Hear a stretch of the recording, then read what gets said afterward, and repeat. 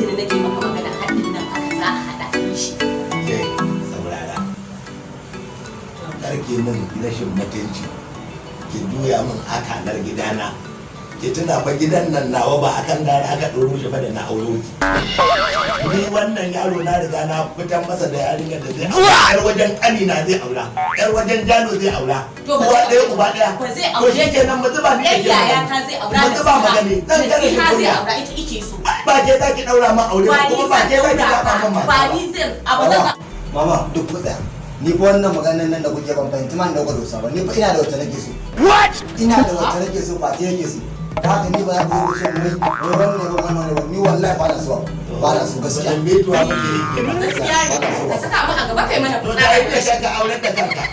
Da je ka. Tunda ka Ka shi. auren da kanka. Ka je ka auren da kanka.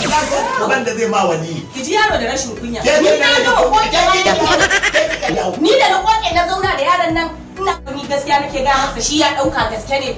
Ni na ina ta jin daɗi na dauka za a haɗa zumuncin nan. Ban da darajar sunan nan da ya faɗa na Fatima wallahi tallahi da yana ta mutuncin yaron nan amma wallahi ba zan iya cin mutuncinsa ba. Yanzu dai yanda za a yi kai za ka yi hakuri ya auri tawan. Ai du ɗaya ne tunda an riga an zama ɗaya. Hakuri za ka yi. Kar mu je akan mu abun faɗi a cikin gari. Kin san garin nan karkara ne ko ina yanzu maka yi wannan abin za a ji mutuncin mai zubi.